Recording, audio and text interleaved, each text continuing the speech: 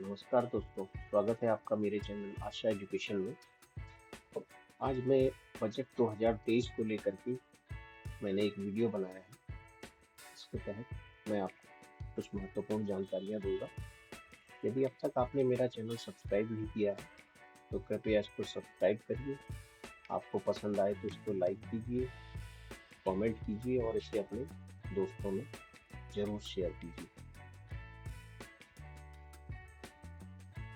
Finance minister Shrimati Nirmala Sitharaman के द्वारा 1 फरवरी 2023 को ये बजट पेश किया गया। इस बजट में इनकम टैक्स की एक नई व्यवस्था को चालू किया गया है। पुरानी टैक्स व्यवस्था के तहत 5 लाख तक आय होने पर किसी भी प्रकार का टैक्स नहीं देय होता था। इस समय वो टैक्स लिमिट को बढ़ाकर 7 लाख कर दिया गया है। इसका मतलब अब किसी भी व्यक्ति की अगर सालाना इनकम 7 लाख रुपए है तो उसको कोई भी टैक्स नहीं देना होगा। इसके बाद उसकी इनकम अलग अलग स्लैब के तहत उसमें इनकम टैक्स चार्ज किया जाएगा। 7 लाख के ऊपर अगर उसकी इनकम होती है तो विभिन्न स्लैब के तहत 5 श्रेणियों में उसका इनकम टैक्स लिया जाएगा।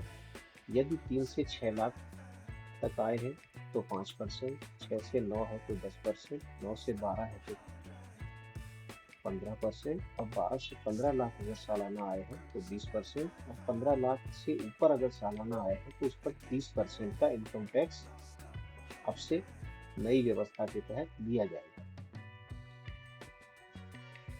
पुराने टैक्स स्लैब की बात करें तो 2.5 लाख तक सालाना इनकम होने पर किसी भी प्रकार का टैक्स देय नहीं होता। पुरानी टैक्स व्यवस्था में 2.5 लाख से 5 लाख तक 5% टैक्स होता था। 5 लाख से 10 लाख आय होने पर 20% का इनकम टैक्स चार्ज किया जाता था और 10 लाख से ऊपर आय होने पर सालाना 30% का इनकम टैक्स चार्ज किया जाता था।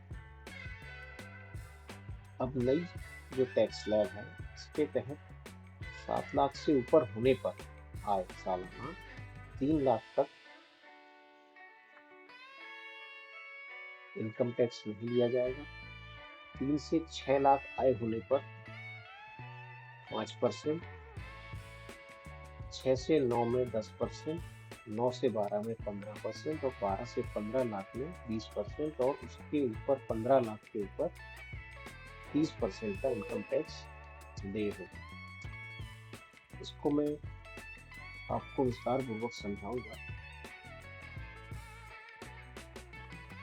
अभी जैसे मैंने आपको बताया कि पुराने टैक्स स्लैब के तहत 2.5 लाख तक कोई भी इनकम टैक्स चार्ज नहीं किया जाता।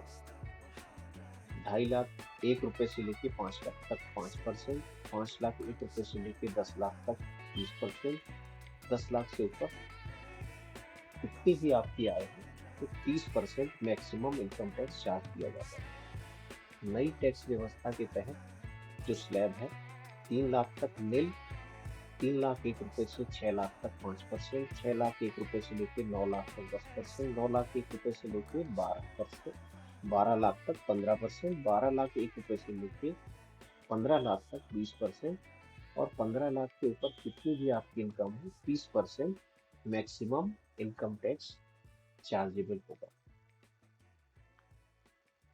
अब हम एक तुलनात्मक विश्लेषण कर लेते हैं पुराने और नए टैक्स व्यवस्था में। जैसा मैंने आपको बताया कि 2.5 लाख तक 0%, 2.5 लाख से 5 लाख तक अगर टैक्सेबल इनकम 5 लाख से कम है तो 0%। इसके बारे में मैं आपसे अगली स्लाइड में चर्चा करूंगा ये 0% क्यों होगा। और उसके बाद 2.5 लाख से 5 लाख तक 10% अगर टैक्सेबल इनकम 5 लाख से कम है तो 5 लाख से 10 लाख तक 20%, 10 लाख से ऊपर 30%। नई व्यवस्था में 3 लाख तक 0%, 3 से 6 में 0%, 3 से 6 में फिर दूसरा स्लैब है 5% यदि टैक्सेबल इनकम 7 लाख से कम है तो। देखिए मैंने बताया आपको कि 3 से 6 में 0% भी होगा और 3 से 6 लाख में 5% होगा। विस्तार पूर्वक मैं आपको अगले स्लाइड में बताऊंगा। इसके बाद 6 से 9 में 0% और 6 से 9 में ही 10%। ये क्यों होगा ये भी मैं आपको अगले इसमें बताऊंगा। 9 से 12 लाख में 15%, 12 से 15 लाख में 20% और 15 लाख से ऊपर 30%, जैसा मैंने आपको पिछली स्लाइड में भी बताया था। अब मैंने जो आपको पिछली स्लाइड में जो मैंने आपसे बोला था कि 2.5 से 5 लाख तक 0% इसलिए होगा और 2.5 से 5 लाख में होगा तो वैसे 5% चार्ज। तो 2.5 लाख 1 रुपए से लेके 5 लाख तक 12,500 का इनकम टैक्स बनता है, लेकिन वो 5% की दर से होगा। लेकिन 5 लाख तक की आय होने पर सरकार इसमें पूरा का पूरा छूट देती है इनकम टैक्स के अंडर सेक्शन 87A के तहत। इसीलिए 2.5 से 5 लाख के स्लैब में जो 5% का इनकम टैक्स आ रहा है वो नील हो जाता है, क्योंकि गवर्नमेंट 87A के तहत उसमें पूरी छूट दे देती है। अब हम नई टैक्स व्यवस्था के तहत बात करें तो 3 से 6 लाख तक में मैंने आपसे बात करी कि 7 लाख तक अगर इनकम है तो 0% और 6 से 9 लाख में 10% और 6 से 9 लाख में 0%। 0% क्यों आता है? क्योंकि देखिए 7 लाख तक तो आपको कोई भी इनकम टैक्स नहीं देना है और 6 से 9 लाख के स्लैब में अगर आपकी आय है तो 7 लाख तक अगर आपकी आय में जो इनकम टैक्स बनता है वो 25% बनता है। तो गवर्नमेंट ने उसमें भी 87A under section income tax के 87A के तहत 25,000 की आपको पूरी छूट मिल जाती है, जिससे आपका इनकम टैक्स 0 हो जाता है।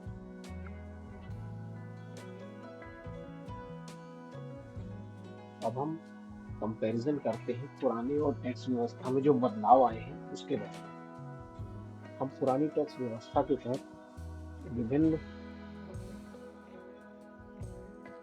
सेक्शन के तहत रिबेट लेते थे। जैसे 80C में हम 1.5 लाख तक, 80D में 50,000 तक, NPS में 50,000, हाउसिंग लोन के इंटरेस्ट अगर हम 2 लाख रुपए सालाना तक पे करते थे तो उसमें हमें पूरी छूट मिल जाती थी टोटल, यानी हम 4.5 लाख रुपए तक की रिबेट ले सकते थे। लेकिन नई टैक्स व्यवस्था में ये सारे इन्वेस्टमेंट में जो छूट दी जाती थी वो खत्म कर दी है।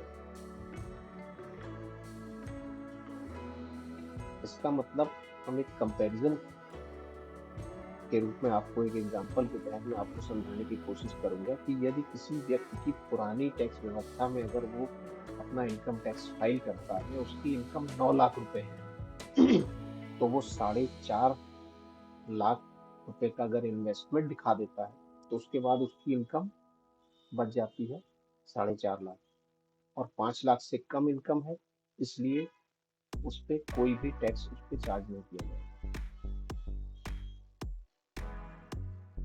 और अगर हम यही नई व्यवस्था के तहत हम बात करें 9 लाख तक अगर किसी की आय है तो उसको 45,000 रुपए का इनकम टैक्स देना पड़ेगा।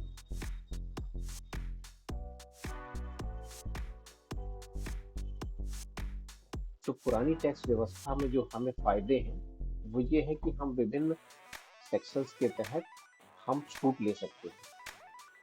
जैसे 80C में, 80D में, NPS में और 24B जो कि हाउसिंग लोन इंटरेस्ट वाली छूट होती है उसको हम क्लेम कर सकते हैं।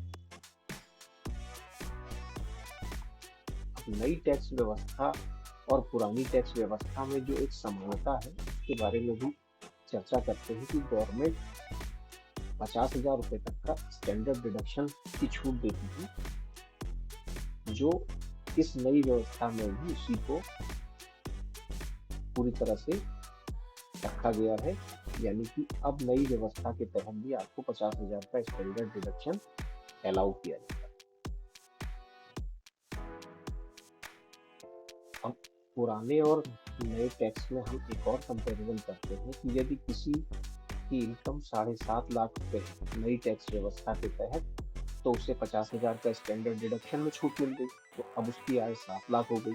7 लाख होने पर उसका टैक्स जीरो, यानी कि 7 लाख तक की आय पर कोई भी टैक्स उसको देना नहीं होगा। अगर आपकी 7.5 लाख रुपए इनकम है तब भी आप टैक्स में छूट पा सकते हैं। अब हम थोड़ा सा ऊपर के स्लैब में जाते हैं कि यदि किसी की इनकम 10 लाख रुपए है, तो नई टैक्स व्यवस्था के तहत उसको टैक्स ज्यादा देना होगा, क्योंकि नए टैक्स व्यवस्था में सारे के सारे जो इन्वेस्टमेंट में छूट थी वो खत्म कर दी गई है, सिर्फ स्टैंडर्ड डिडक्शन को ही रखा गया है। और पुरानी टैक्स व्यवस्था में उस चीज को कंटिन्यू किया गया है।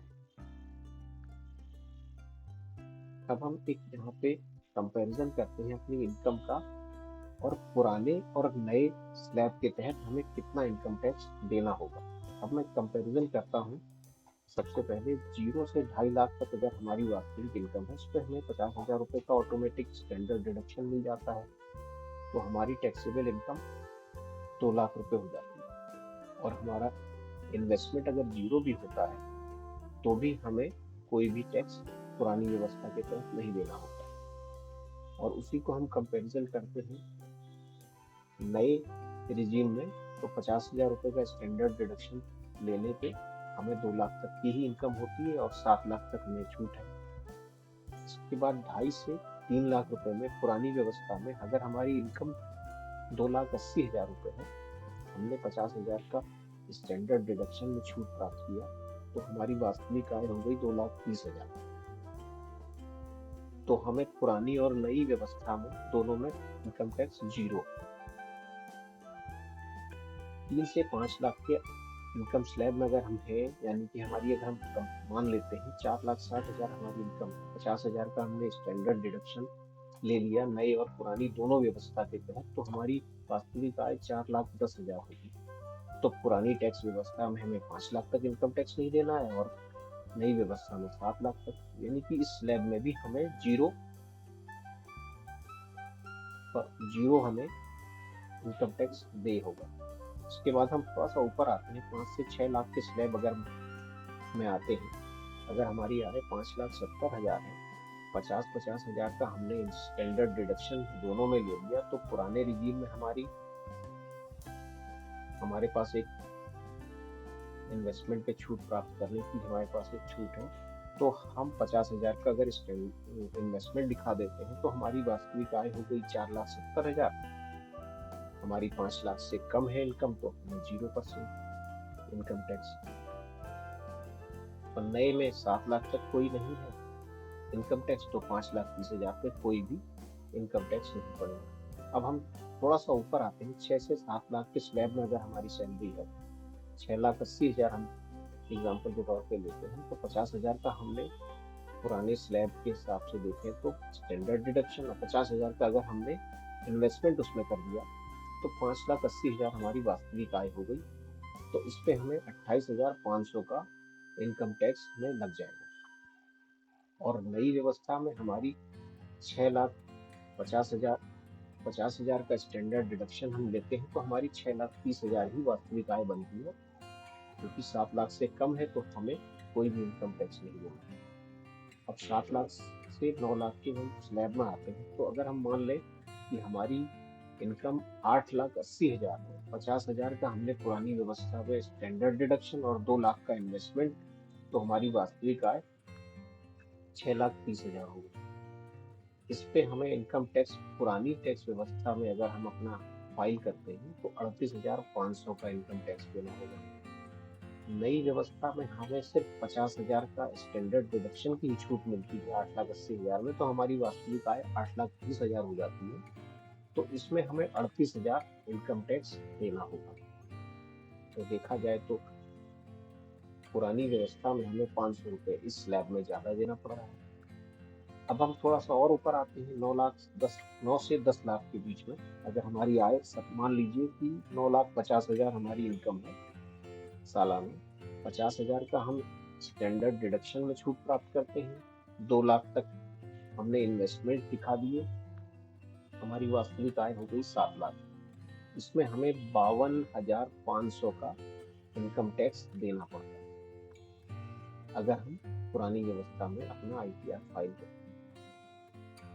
नए में 9,50,000 इनकम में हमें सिर्फ 50,000 की स्टैंडर्ड डिडक्शन की छूट मिलने के बाद हमारी इनकम 9 लाख हो जाती है, तो उस पर हमें 45,000 रुपये इनकम टैक्स देना होगा। थोड़ा सा मैं और ऊपर आता हूँ, 9 से 12 लाख, सॉरी 10 से 12 लाख में अगर हमारी आय है, यानी 11,60,000 एग्जाम्पल के तौर पे मैं लेता हूँ, इसमें हम 50,000 का स्टैंडर्ड डिडक्शन और 2.5 लाख का इन्वेस्टमेंट के तहत छूट प्राप्त करके हमारी वास्तविक आय 8,60,000 हो जाती है, तो 70,500 का इनकम टैक्स देना होगा। और नई व्यवस्था में 11,60,000 इनकम होने में 50,000 का स्टैंडर्ड डिडक्शन अगर हम ले लेते हैं, तो हमारी इनकम बनती है वास्तविक 11,10,000। इस व्यवस्था, इसमें अगर हम नई रिजीम में हम टैक्स फाइल करते हैं तो 76,500, 76,500 का हमें इनकम टैक्स देना होगा। अब 12 से 15 लाख के स्लैब में अगर आपकी सैलरी है 14,60,000, मैंने उदाहरण के तौर पे लिया है, इसमें मैं 50,000 का स्टैंडर्ड डिडक्शन और 3 लाख का इन्वेस्टमेंट दिखाता हूँ, तो मेरी वास्तविक आय पुरानी व्यवस्था के तहत 11,10,000 होती है, तो जिस पर मुझे 1,45,500 का इनकम टैक्स देना होगा। और नई व्यवस्था में 14,60,000 इनकम होने पे 50,000 का ही स्टैंडर्ड डिडक्शन छूट है, तो टोटल मेरी आय हो गई 14,10,000, तो मुझे टैक्स देना होगा 1,32,000। तो देखा जाए तो नई व्यवस्था में अगर मैं इस इनकम ग्रुप में फाइल करता हूँ अपना रिटर्न, तो मुझे टैक्स कम देना होगा।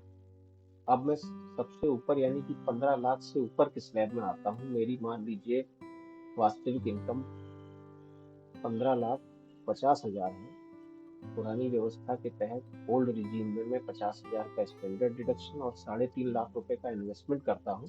मेरी वास्तविक आय 11,50,000 हो गई, तो मुझे 1,57,500 का इनकम टैक्स देना होगा। नई व्यवस्था में अगर मेरी इनकम 15,50,000 है, तो मैं सिर्फ 50,000 का स्टैंडर्ड डिडक्शन प्राप्त करता हूँ, तो मेरी वास्तविक आय 15 लाख होती है, जिस पर मुझे 30% की दर से 1.5 लाख रुपए का इनकम टैक्स देना होगा। तो इस तरह से देखा जाए तो अलग अलग स्लैब में मैंने ये आपको एक उदाहरण के तौर पे यहाँ पे समझाने की कोशिश की है।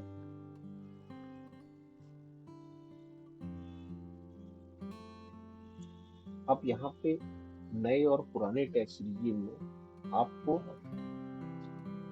अपना इनकम टैक्स फाइल करने से पहले ध्यान देना होगा कि पुरानी टैक्स व्यवस्था में हमें इन्वेस्टमेंट में छूट है, स्टैंडर्ड डिडक्शन में छूट है, तो उसके तहत वो थोड़ा सा आकर्षक लगती है उन लोगों के लिए जिनकी आय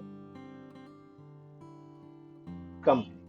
लेकिन अगर हम वही नई व्यवस्था के तहत अपना रिटर्न फाइल करते हैं, तो हमें इनकम टैक्स ज्यादा देना होता है। कब? जबकि हम इनकम ग्रुप हायर में आते हैं, क्योंकि यहाँ पर हमें न हाउसिंग लोन पे छूट मिलती है इंटरेस्ट पे, न हमें 80C, न 80D, न NPS, किसी भी प्रकार की कोई छूट नहीं मिलती।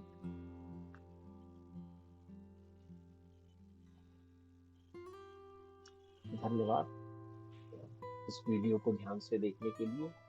और यदि आपने ये वीडियो आपको पसंद आया है तो प्लीज़ मेरे चैनल को लाइक और सब्सक्राइब कीजिए, कमेंट कीजिए। सब्सक्राइब करने के लिए नीचे लिखे लिंक पर जाएं और कृपया डिस्क्रिप्शन बॉक्स में जाकर के डिटेल्स में आप जा सकते हैं। धन्यवाद। जय हिंद।